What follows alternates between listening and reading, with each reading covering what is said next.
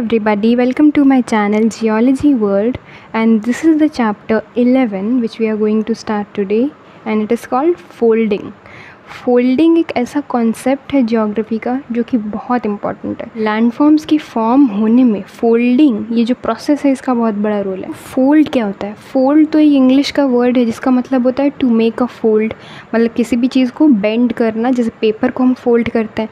पर folding in geography means folding of the earth crust और the rock bed. जब जैसे अर्थ का जो लैंड है वो एक पेपर के जैसा है और उसमें अगर कोई फोल्ड आ जाए उसे हम फोल्डिंग बोलेंगे इन द ज्योग्राफिकल टर्म्स। जब रॉक के लेयर्स जो होते हैं वो मुड़ जाते हैं किसी भी कंप्रेशन, दबाव की वजह से, जैसे कि दो रॉक्स एक दूसरे से टकराएंगे तो उनमें कोई ना कोई चेंजेस पैदा होंगे। ये कंप्रेशन जो होता है, जो दबाव होता है, बहुत स्ट्रॉन्ग होता है जिससे पत्थर भी मुड़ जाता है।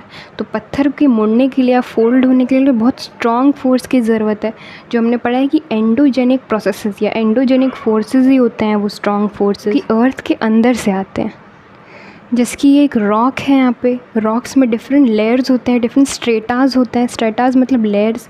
यहाँ पे ये फोल्डेड दिखा रहा है इस रॉक को। तो फोल्डेड में जो ऊपर इस तरीके से जा रहा है ये अप फोल्ड है, और जो ये नीचे वाला पार्ट होता है इसे डाउन फोल्ड बोलते हैं।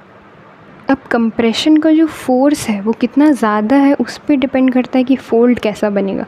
अगर कंप्रेशन बहुत लो है, रिलेटिवली लो फोर्स है, तो जो रॉक्स होंगे वो एक आर्क या ट्रो के सीरीज़ बना लेंगे, मतलब बहुत ही हल्का हल्का उसमें उबड़ खाबड़ वाला स्ट्रक्चर रहेगा। आर्क्स मीन्स एक राउंडेड शेप, जैसे कि ये ऊपर वाला पार्ट एक आर्क हो गया, एंड ट्रो मीन्स जो अंदर वाला पार्ट है which is basically down fold, इसे ट्रो भी बोल सकते हैं। अगर कंप्रेशन बहुत ज़्यादा हुआ, ग्रेट फोर्स लगा, तो ये बहुत ज़्यादा ऊपर चले जाते हैं। जैसे कि जो अप फोल्ड है वो बहुत ज़्यादा बड़ा हो जाएगा, और जो डाउन फोल्ड है वो बेसिकली अंदर लैंड को अंदर धंसा देगा। जो रॉक होगा वो अंदर बिल्कुल धंस जाएगा, और जो अप फोल्ड है वो उसके ऊपर ही चढ़ जाएगा। A.W. Staller stated folds are wave like corrugations of strata as a result of crustal compression।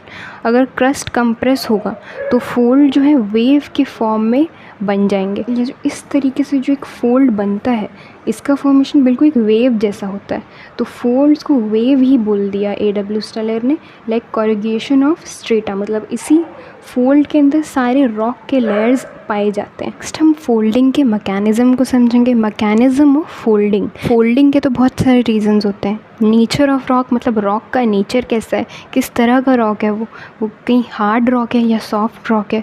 Intensity कितना है फोर्स का, जैसे कि मैंने बोला एंडोजेनिक फोर्सेस का इंटेंसिटी उसके ऊपर डिपेंड करता है फोल्ड। तो साइंटिस्ट अलग अलग रीज़न देते हैं फोल्ड्स के फॉर्मेशन का।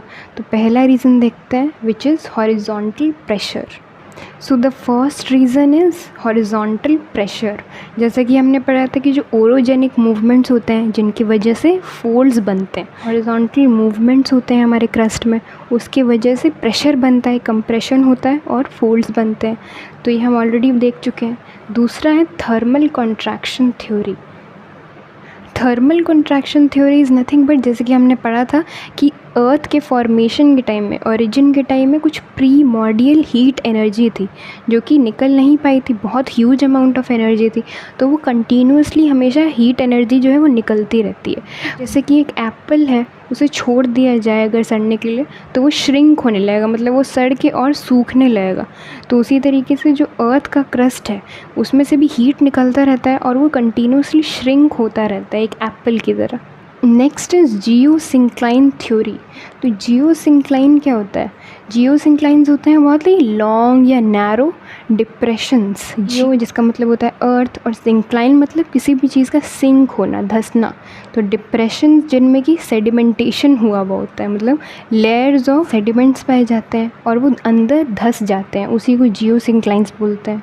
तो जो प्रिमिटिव ओशन था, टिथिस सी जिसे बोला जाता है, जब अंगारा लैंड और गोंडवाना लैंड था, टाइम पे जो हिमालय और एल्प्स का फॉर्मेशन हुआ वो भी टिथिस सी के फ्लोर से ही इस तरीके से हुआ था। जैसे कि यहाँ पे एक तरफ एक पूरा लैंड मास है गोंडवाना लैंड और दूसरी तरफ अंगारा लैंड है, और इसके बीच में पड़ रहा है टिथिस सी, और टिथिस सी का ये फ्लोर है यानी कि सी बेड है। तो इसके ऊपर जब सेडिमेंट्स का फॉर्मेशन हुआ और एक जियोसिंक्लाइन बन गया तो दोनों एक दूसरे के पास आने लग गए, अंगारा लैंड और गोंडवाना लैंड, और इससे जो हैवी फोर्स जनरेट हुआ, फोर्स इतना ज़्यादा था कि उसी से हिमालय माउंटेन्स और एल्प्स माउंटेन इन सब का फॉर्मेशन हो गया। Fourth is continental drift theory, Wegener की, जो हम ऑलरेडी पढ़ चुके हैं, जो कि एल्फ्रेड वेगनर ने 1912 में दी थी, जिसमें कि उन्होंने बताया था कि पैंगिया हुआ करता था, जिसका मतलब था ऑल अर्थ। पैंगिया है वो टूट के आज प्रेजेंट जो कॉन्टिनेंट्स हैं, 7 कॉन्टिनेंट्स, उसमें कन्वर्ट हुआ, और जो कॉन्टिनेंट्स एक दूसरे की तरफ ड्रिफ्ट होके गए,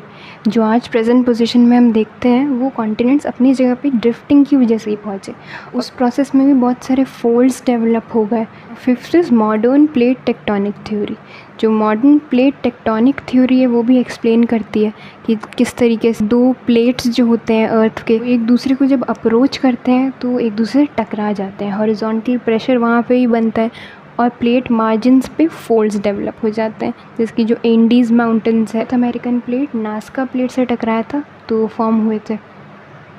कंप्रेशन एंड टेंशन। ना कंप्रेशन और टेंशन जो है वो फोल्ड्स के फॉर्म होने में सबसे बड़ा कॉज है। जो मेन कॉज है वो कंप्रेशन ही होता है। जब रॉक बेड जो होता है हॉरिजॉन्टल प्रेशर की वजह से दोनों साइड से कंप्रेस होने लगता है, तो फोल्ड्स फॉर्म हो जाते हैं अर्थ के क्रस्ट पे। और जो फोल्डिंग है रॉक बेड्स का, ये कंप्रेशनल फोर्स की वजह से ही होता है। तो कंप्रेशन और टेंशन में यही फ़र्क होता है, जब दो चीज़ें एक दूसरे की तरफ आती हैं तब वो कंप्रेशनल फोर्स होता है, और दो चीज़ जब एक दूसरे से दूर जाती है, ऑपोजिट जाती है, तो वो टेंशनल फोर्स होता है। जो पुलिंग अपार्ट होता है उसे टेंशन बोलेंगे, जो पुशिंग टूवर्ड्स ईच अदर है उसे कंप्रेशन बोलेंगे।